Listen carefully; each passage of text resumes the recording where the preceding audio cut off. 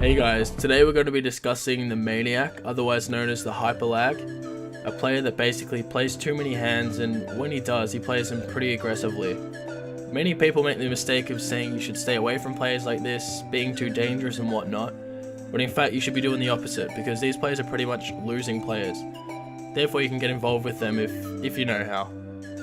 While this type of player might not be as commonly seen as some of the other player types, it's required that you know how to adjust against them, because these players will make or break you.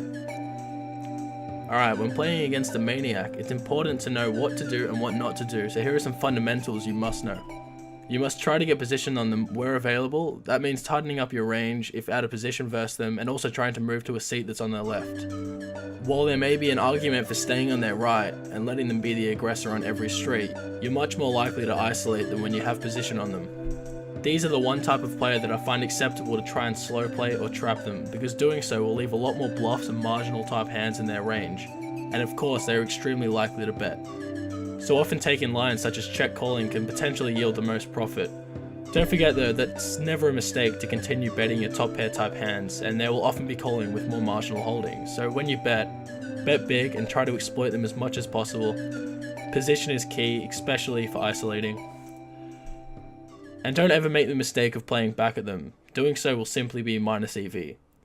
Generally, live low stakes players won't take your image into consideration that much, so often you'll find that your bluff attempts will be getting cold.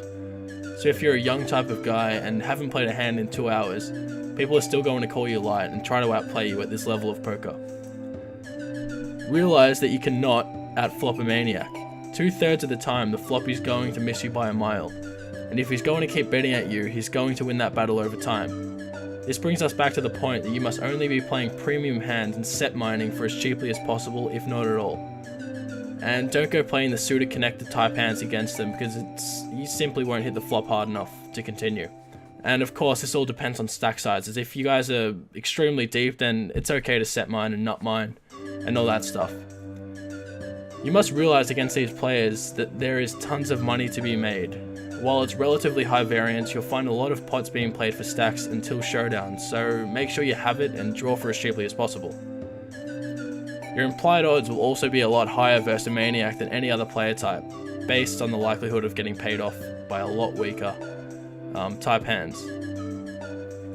When at the table with a Maniac, realize that you're not going to be playing a lot of hands at all.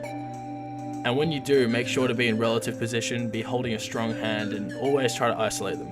That's probably the most key point. So if playing a 1-3 game facing a raise from a nit and you're on the button with pocket 10s, throw in a largest 3-bet to try to isolate them.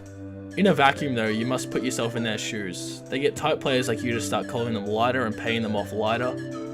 They win the maximum getting called down by middle and bottom pair frequently by tight players, so exploit the biggest edge you have against them, and that would be card selection. They start to tilt people, having to pay to see a flop and draw, and showdowns are becoming a rare occurrence with them. So just focus on winning their money, not seeing flops. Put your headphones in, play a game, and just wait patiently during the course of their stay. They also don't have to pay off value bets as much, as they'll get theirs paid off a lot more often over time. Typically, people though will be afraid to bet into them fearing a raise. This is usually a big leak. So instead, you must widen your value range against them, because you'll be getting paid off very light. So the best way to play against a Maniac is to understand how they play themselves and adjust accordingly. Obviously, there will be an in-depth strategy guide with some hand analysis catered to this player type in the future, but for now, this is just a basic rundown about a few of the fundamentals you must know before taking a seat at the table with them. Be sure to subscribe to start beating the live low stakes.